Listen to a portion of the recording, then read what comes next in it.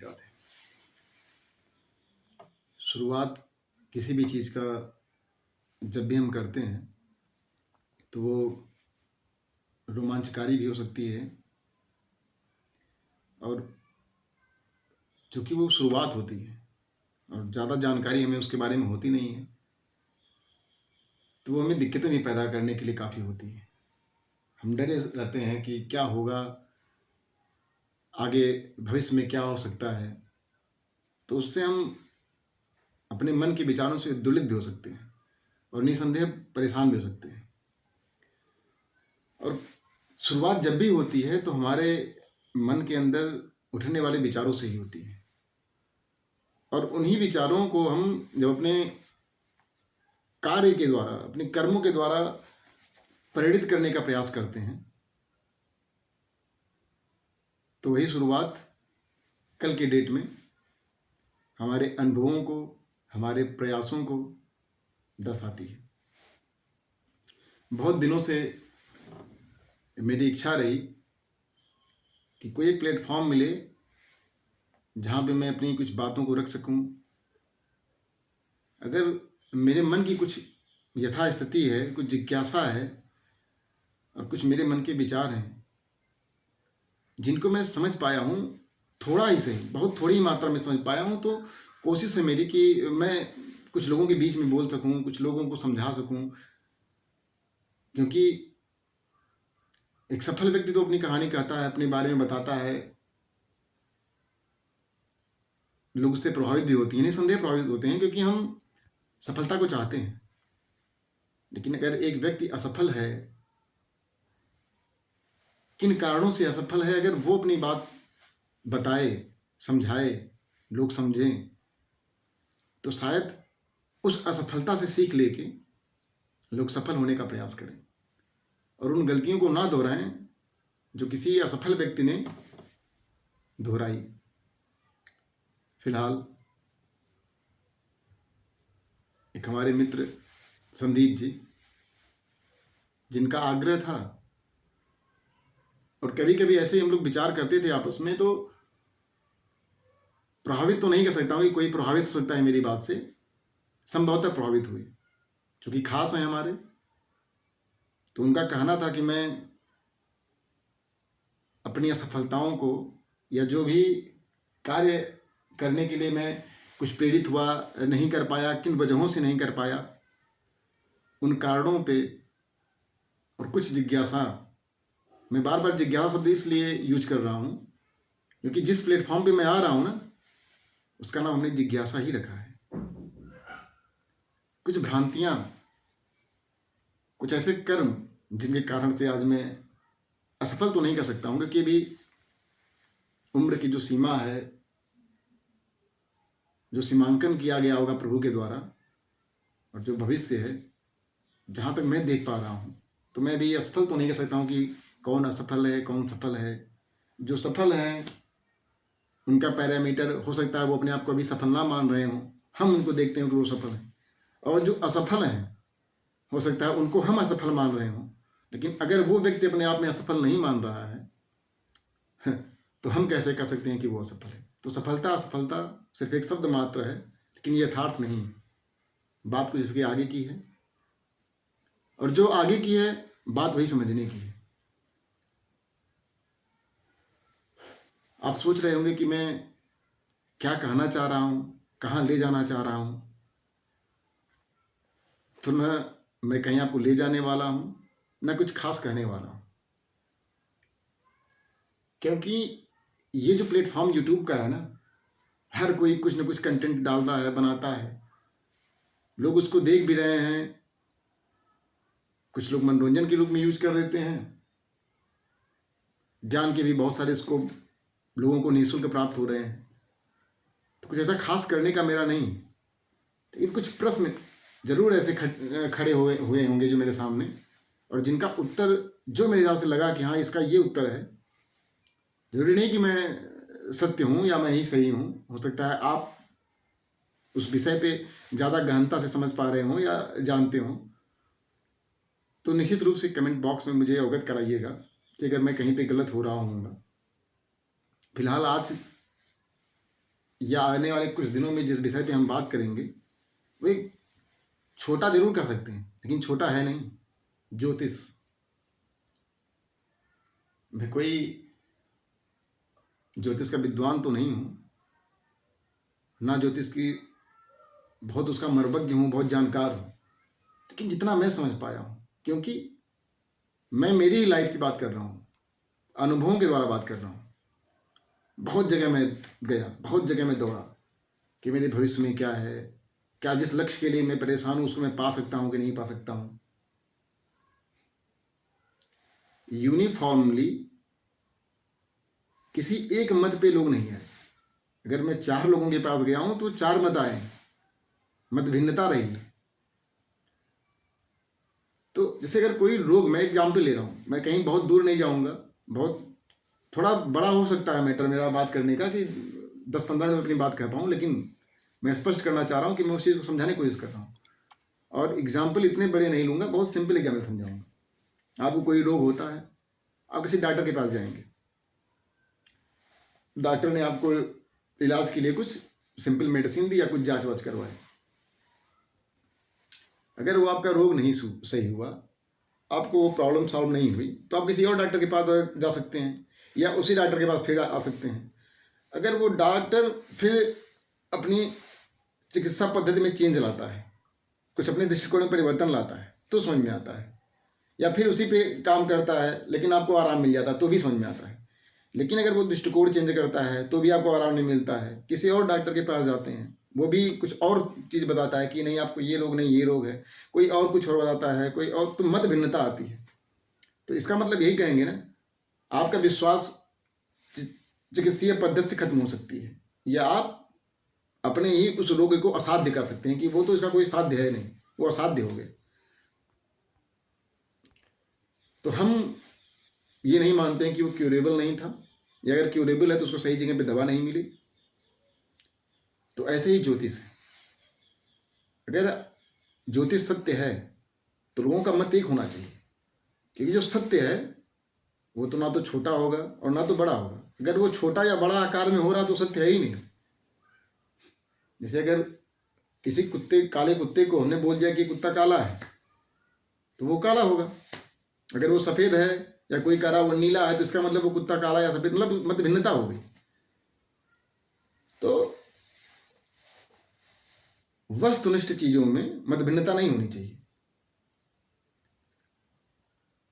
वस्तुनिष्ठ चीज़ों में मत भिन्नता हो सकती है। आपका मत कहीं कुछ और हो सकता है, मेरा मत कुछ और हो सकता है, किसी और का मत कुछ और हो सकता है, लेकिन जो वस्तुनिष्ठ चीज़ें होती हैं, जैसे साइंस है, तो हम जानते हैं कि जल का जो निर्माण होता है वो H2O से होता है, हाइड्रोजन और ऑक्सीजन के मिलने से होता है, तो प्रमाणित है। तो उसमें मत भिन्नता नहीं हो सकती है। ऐसा नहीं कि कोई अरबियन साइंटिस्ट कुछ और कहेगा, कोई अमेरिकन साइंटिस्ट कुछ और कहेगा, इंडियन साइंटिस्ट, मैं बहुत सिंपल एग्जाम्पल ले रहा हूँ, इंडियन साइंटिस्ट कुछ और कहेगा, सबकी मत एक जगह पे यूनिफॉर्म है। तो ऐसे ही ज्योतिष है। अगर कुछ सूत्र हैं, कुछ चीज़ें हैं, तो वो हर जगह लगने चाहिए, अकाट्य होने चाहिए। मैं कुछ और कह रहा हूँ, कोई कुछ और कह रहा है, कोई कुछ और कह रहा है, इसका मतलब क्या है? कमी ज्योतिष शास्त्र में नहीं है, कमी हमारी है, उसके जानकारों की है कि वो उस चीज़ को समझ नहीं पाए। फिलहाल एक छोटा सा मैटर आपको मैं समझाना चाहूँगा, एक छोटा सा तथ्य मैं आपको समझाना चाहूँगा। कर्म और भाग्य, दुनिया यही कहती है। चलिए मैं कर्म और भाग्य जाने से पहले एक चीज़ उसके पहले समझा दूँ, फिर आते हैं कर्म और भाग्य पे। एक छोटा सा बहुत छोटा सा चीज़ है, समझ जाएंगे आप। ज्योतिष शास्त्र भारत अपने पूर्ववर्ती समय में ज्ञान का विशेष भंडार था, बहुत बड़ा भंडार था। बड़े बड़े विश्वविद्यालय, तक्षशिला, नालंदा, क्या क्या यहाँ पे नहीं थे। दक्षिण में इतने ज्योतिष शास्त्र के बड़े बड़े विद्वान हुए। उत्तर भारत अपने ज्योतिष के लिए बहुत प्रसिद्ध रहा। कश्मीर से लेकर कन्याकुमारी, पूर्वोत्तर भारत, हर जगह सिद्धपीठ और जगह जगह पे रिसर्च होते रहे, अनुसंधान होते रहे। लेकिन विदेशी आक्रामकताओं ने बार बार आक्रमण करके हमारे देश के किस चीज़ को खत्म कर दिया? शिक्षा पद्धति को खत्म किया, हमारी सभ्यता को खत्म किया। लेकिन तब भी अभी हम जीवित हैं, एक धर्म के रूप में, एक एक संप्रदाय के रूप में, एक विश्वास के रूप में अडिग हैं। अभी भी बहुत सारे शास्त्र हमारे जीवित हैं, लेकिन उस अवस्था में नहीं है। लोगों का झुकाव कहीं और हुआ है, तो होना भी चाहिए, कोई बात नहीं, अगर आपको होना चाहिए। परिवर्तन बहुत आवश्यक है, परिवर्तन आवश्यक है, निश्चित रूप से आवश्यक है। लेकिन सोचने वाली बात है कि जो शास्त्र इतने साल पहले सूर्य से पृथ्वी की डिस्टेंस या बहुत कुछ चीज़ें बता सकता है, तो वो आज के डेट में, आज के समय में कहाँ पे गड़बड़ साबित हुआ, कहाँ गलत साबित हुआ, वो गड़बड़ी कहाँ पे आई, तो ये बहुत ध्यान देने वाली योग्य बात है। उसकी कमी बहुत सिंपल समझा रहा हूँ, कहाँ से आई होगी या कहाँ पे आई है। जैसे मान लीजिए मैं कोई इंजीनियर हूँ या कोई डॉक्टर हूँ, मैंने एक पुल का निर्माण किया, मैं अच्छा इंजीनियर नहीं रहा, वो पुल गिर गया, कुछ और बनाया, कुछ और गिर गया। तो बार बार ये चीज़ होने पे उस नवनिर्माण पद्धति पे ही न प्रश्न उठेगा कि ये चीज़ गलत है। लेकिन अगर इंजीनियर अच्छा है, अच्छा काम किया, तो इंजीनियरिंग के प्रमाण बहुत बेहतरीन कार्यशैली की प्रमाणित होगी। अगर किसी डॉक्टर ने बहुत अच्छा प्रमाणित काम किया, तो मेडिकल साइंस की प्रमाणिकता पे बात होती है। तो कोई शास्त्र कितना अच्छा, कितनी दूर तक जाएगा, वो शास्त्र के जानने वाले पे प्रमाणित करता है कि वो उसका कितना अच्छा विद्यार्थी रहा है, उस शोध को कितने अच्छे से जान सका है और कितने अच्छे से उन शास्त्रों को अप्लाई कर पाया है। तो कहीं ना कहीं ज्योतिष शास्त्र का जो डिक्लाइनेशन आया है, वो कहीं ना कहीं इसके जानने वालों पे आया है। उन्होंने ज्योतिष को बहुत सीमित कर दिया, सिर्फ प्रिडिक्शन तक, किसी के बारे में सिर्फ ये हो जाएगा, वो हो जाएगा, ज्योतिष को बहुत सीमित कर दिया। जबकि ये असीम संभावना का संसार है, ज्योतिष एक असीम संभावना का संसार है, और हमने उसको सीमित कर दिया सिर्फ प्रिडिक्शन तक। कुछ लोगों ने बस जन्म कुंडलियों को देखने तक सीमित कर दिया कि कुछ प्रश्न बता दे रहे हैं, कुछ पैसे ले रहे हैं, तो उन्होंने ज्योतिष को सीमित कर दिया। लेकिन ज्योतिष ये नहीं, ज्योतिष कुछ बहुत आगे की बात है। हम बात करेंगे, इन सब पे बात करेंगे, लेकिन आने वाले दिनों पे करेंगे। तो अभी जो मैंने कुछ मिनट पहले एक बात छेड़ी थी, कर्म और भाग्य, तो क्वेश्चन ये लोग हमेशा कहते हैं कि क्या ज्योतिष आपको भाग्यवादी बनाता है। तो मैं इसका आंसर करके आज इसको क्लोज करूंगा, फिर आगे बात करूंगा। देखिए, ज्योतिष ये जीवन क्या है, इस जीवन को एक बार खत्म होने पे हम इसको फिर रिस्टार्ट नहीं कर पाएंगे। जैसे मान लीजिए कोई चीज़ आपका कुछ खराब होता है, कोई भी ऐसा भी कोई भी इंस्ट्रूमेंट, तो हम उसको एक बार ठीक करने के लिए कहीं पे ले जाते हैं। लेकिन ये जो जीवन है, एक 60 साल 70 साल या 80 साल की एक उम्र जो आपको मिली है, तो ये सिर्फ एक अवसर है। एक बार इसको खत्म होने के बाद अगला अवसर आपको कहाँ कैसे मिलने वाला वो आपको नहीं पता। तो जो आपको अनुभव करना है, जो आपको जीवन जीना है, वो इसी जीवन में अनुभव करना है। यहाँ पे गलतियाँ आप बार बार करेंगे तो कुछ गलतियाँ सुधारने का आपको फिर मौका नहीं मिलेगा। जैसे आप किसी रास्ते पे अपनी गाड़ी चला रहे हो, कहीं रास्ते पे जा रहे हो, और वो रास्ता आपके लिए एकदम अपरिचित सा है, तो आप बहुत संभल के गाड़ी चलाएंगे। देखेंगे कि गाड़ी बहुत ऐसा नहीं चलाएंगे कि अचानक में कुछ हो जाए, एक्सीडेंट हो जाए या कुछ भी हो जाए, तो आप बहुत संभल के चलाएंगे। सावधानी तो हर जगह जरूरी है, चाहे वो परिचित रोड हो या अपरिचित रोड हो। लेकिन अपरिचित रोड पे आप अंधेरे में चलना पसंद नहीं करेंगे, उजाले में पसंद करेंगे। कभी भी अपने फेवरेबल टाइम पे चलना पसंद करेंगे। ये नहीं करेंगे कि हम सुनसान रास्ते पे जा रहे हैं, रात में जा रहे हैं, तो पता नहीं कोई आपके ऊपर अटैक कर दे या कुछ अनहोनी घटना हो जाए। तो हमेशा आप अपने सुविधा के क्षेत्र में काम करना चाहेंगे, सुरक्षा की भावना में चलना पसंद करेंगे। और लेकिन वही कोई परिचित रोड आपको मिल जाए जिस पे आप बार बार चलेंगे, जैसे आपके घर का ही रोड हो, या कोई ऐसी जगह पे चल रहे हो जिस पे आप बार बार गए हो, उस रास्ते पे बार बार गुजरे, यहाँ तक आपको पता हो कि अगला टोल टैक्स कब आने वाला है, अगला एक डिवाइडर का जो छोटा सा होता है वो कब आने वाला है आपके लिए रास्ते में, तो आपकी सतह, आपके एक्सीलेटर पे आपका कमांड रहता है कि कब धीमे करनी है गाड़ी, कब तेज करनी है गाड़ी, तो आप उसको समझ लेते हैं। तो वो तो गाड़ी का मैटर हो गया। लेकिन क्या आपके जीवन के साथ ऐसा है? नहीं है। आपकी जो जीवन की गाड़ी है वो नित्य नए, हर दिन आप जब सुबह उठते हैं ना, तो आपके लिए एक नए चैलेंजेस लेके आती है। मैं उनकी बात कर रहा हूँ जो कुछ कर रहे होते हैं लाइफ में, उनकी बात नहीं, उनके लिए नहीं कर रहा हूँ जो सो रहे हैं, बैठे हुए हैं, उनके लिए नहीं। मैं उनके लिए बात कर रहा हूँ जो हर दिन उठेंगे, उनके लिए हर दिन एक चैलेंज की, चाहे वो एक किसान क्यों ना हो, चाहे एक स्टूडेंट क्यों ना हो, चाहे एक काम करने वाला व्यवसायी क्यों ना हो, एक नेता ही क्यों ना हो, सबकी मैं बात कर रहा हूँ। हर दिन जो कुछ काम करने के लिए उठेगा वो चैलेंज लेके उठेगा। उसे नहीं पता उसके साथ क्या होने वाला है, लेकिन कुछ अगर उसका आपको अनुभव मिल चुका हो कि आज ये होने वाला या ये हो सकता है, तो आप तैयार हो जाते हैं। तो ज्योतिष वही रास्ता आपको दिखाता है कि ये हो सकता है, इसके चांसेस ज़्यादा हैं और इस जगह पे ये काम करना चाहिए। जैसे ज्योतिष क्या है, तो ज्योतिष के नाम में उसका अर्थ छुपा हुआ है। ज्योति और ईश, बहुत ज़्यादा व्याकरण की विद्वता की जरूरत है नहीं इसमें कि बहुत व्याकरणाचार्य बन के इसका एक्सप्लेन किया जाए कि ज्योतिष ईश कैसे, क्या विभक्ति, क्या संधि, कुछ नहीं बात करने की जरूरत है। जो एक थोड़ा भी समझदार, कम से कम समझदार व्यक्ति होगा वो भी जान जाएगा कि ज्योतिष में ही चरण ज्योति और ईश का है। तो ज्योति का मतलब ही क्या होता है? प्रकाश। ईश माने ईश्वर से बना हुआ, ईश ईश्वर। तो ज्योति और ईश मतलब क्या? ईश्वर की ज्योति। सिंपल से मतलब क्या है? ज्योतिष का मतलब ही क्या हो गया? ज्योतिष और ईश, ज्योति का ईश, तो ईश्वर का प्रकाश, ईश्वर की दृष्टि।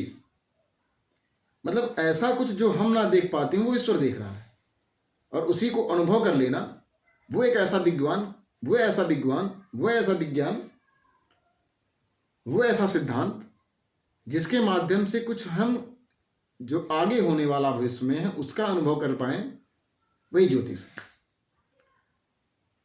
ज्योतिष आपके जीवन के लक्ष्य को बताता है, आपने जन्म क्यों लिया, आपके यथार्थ से आपका परिचय करवाता है, आप कहाँ पे आनंद का अनुभव करेंगे। बहुत सारे लोग देखेंगे आपसे कहते हुए मिल जाएंगे बात करते हुए कि यार घर आता हूँ तो मुझे दिक्कत हो जाती है, बाहर रहता हूँ दोस्तों में तो खूब खुश रहता हूँ, जबकि घर में तो यार अपने लोग हैं, आपको जन्म से जानने वाले, आपकी माँ है, आपकी पत्नी है, आपके पुत्र हैं, लेकिन घर में आते हैं डिस्टर्ब हो जाते हैं, परेशान हो जाते हैं। बाहर जाएंगे कोई जानने वाला लेकिन अब खुश है, और कुछ लोग हैं बाहर परेशान है, घर में खुश हैं, आनंद है, आनंद अनुभव कर रहे हैं। तो ज्योतिष आपका लक्ष्य बताता है, ज्योतिष आपके आनंद के अनुभव कहाँ पे करते हैं वो बताता है, आप क्या करेंगे जिससे आपकी लाइफ में उत्थान होगा, आप अपने लाइफ के उस परम लक्ष्य को कैसे आसानी से प्राप्त कर पाएंगे वो बताता है। आपको भविष्य में कौन सा रोग हो सकता है, कौन से कष्ट आ सकते हैं, आपका कठिन वक्त कब आ सकता है, कब आपके जीवन का ये बेस्ट मोमेंट है जब आपको बस अब किक कर देना चाहिए, यही वो समय है जब आपको कुछ बड़ा डिसीजन लेने का समय है, आपको वो बताता है। अगर मैं ज़्यादा ना कहूँ तो मुझे लगता है ज्योतिष वो रास्ता आपको दिखाता है जहाँ से आप ईश्वर को भी बहुत करीब पाते हैं अपने, क्योंकि भौतिकता तो जो है वो है, अगर आध्यात्म में आपको रियल में जुड़ना है, आपको रियल में इसको मोक्ष, मोक्ष की मैं बात करूँगा कभी फ्यूचर में, अगर रियल में आपको मोक्ष चाहिए कि हम सच में मोक्ष है, मतलब अपने मन को हर तरह से, हर वासनाओं से हटा के लगाना ही मोक्ष एक तरह से कर सकते हैं। तो अगर आपको मोक्ष समझना हो तो भी आपको खुद को समझना पड़ेगा।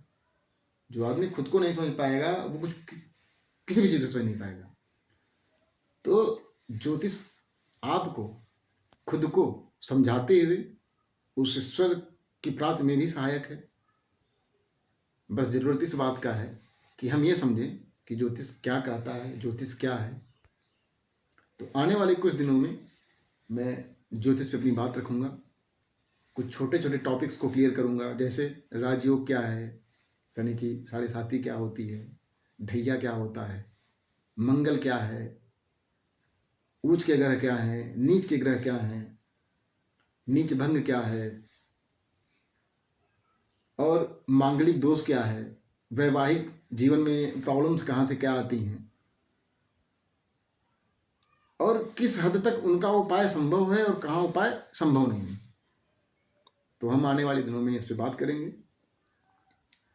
और चूंकि एक शुरुआत है, शुरुआत हमेशा से कठिनता की स्थिति लाती जरूर होगी और ला भी रही है, ऐसा नहीं है, आपको लग भी रहा होगा कि, लेकिन कोई नहीं, ये एक शुरुआत मात्र है। और चूँकि मैं शुभेच्छा के साथ हूँ, मैं सबकी शुभता की इच्छा करता हूँ, और संघर्ष सबकी लाइफ में है। ऐसा कोई व्यक्ति आपको नहीं मिलेगा जब ईश्वर ने भी पृथ्वी पे जन्म लेके संघर्ष किया, तो हम तो मनुष्य हैं, हम सब मनुष्य हैं। तो संघर्ष सबकी लाइफ में आता है, जाता है। लड़ना जीवित होने का प्रमाण है।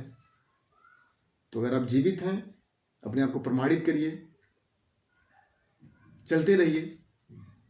और हमारी भी यही कोशिश रहेगी कि अपनी कुछ जिज्ञासाओं को, कुछ अपने ही अंदर के प्रश्नों को, अगर कमेंट के माध्यम से आप कुछ पूछना चाहेंगे तो उन प्रश्नों को भी शांत करने की कोशिश करूँगा, जितनी मेरी जानकारी हो पाएगी।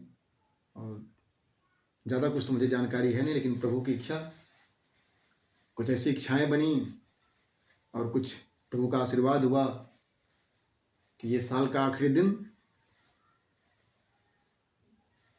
इस योजना के साथ आए हैं कि कुछ अपने विचारों को रख सकूं और अपनी जिज्ञासाओं के साथ आपकी भी जिज्ञासाओं को शांत कर सकूं। तो प्रभु को नमन करते हुए, प्रणाम करते हुए, आप सभी की शुभेच्छा के साथ राधे राधे।